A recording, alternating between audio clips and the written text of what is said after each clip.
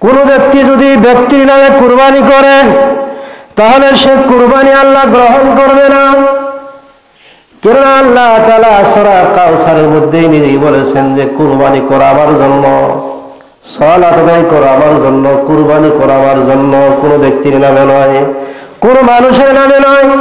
যদি কোনো ব্যক্তি মানুষের নামে আল্লাহর নাম ছাড়া মানুষের নামে জবাই করে সেই গোশত খাওয়া হারাম, সেই গোশত খাওয়া মুসলমানের জন্য জায়েজ না।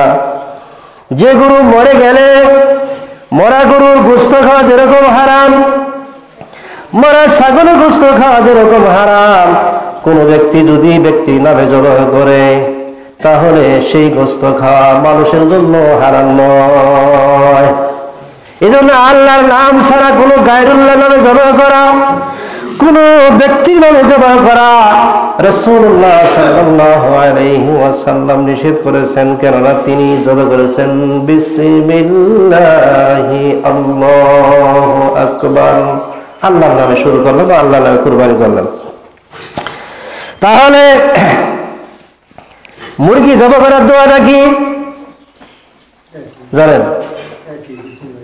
মুরগি জবাই করার দোয়া কি? বিসমিল্লাহ আল্লাহু আকবার। এখন হুজুর ছাড়া জবাই করা যাবে না, নাকি বলে? গরু জবাই করা বিসমিল্লাহ আল্লাহু আকবার, খাসি জবাই করা বিসমিল্লাহ আল্লাহু আকবার, হাঁস জবাই করা বিসমিল্লাহ আল্লাহু আকবার, মুরগি জবাই করা বিসমিল্লাহ আল্লাহু আকবার। রাসূলুল্লাহ সাল্লাল্লাহু আলাইহি ওয়াসাল্লাম বলেন, যদি কোনো বেনামাজি জবাই করে, বেনামাজি যদি জবাই করে তাহলে বেনামাজির গোশত খাওয়া, জবাই করা, বেনামাজি ব্যক্তির হাতে জবাই করা গোশত খাওয়া হারাম। তাহলে আপনি হুজুর দিয়ে জবাই করে গোশত খাওয়া হালাল করে নিলেন। আপনি তো জীবনে এক ওয়াক্ত নামাজ পড়লেন না। 5 ওয়াক্ত নামাজ আপনার ফরজ, 5 ওয়াক্ত নামাজ আপনি পড়লেন না। মুসলমান আর কাফেরের মধ্যে পার্থক্য হলো শুধু নামাজ। কাফেররা নামাজ পড়ে না, মুসলমান নামাজ পড়বে।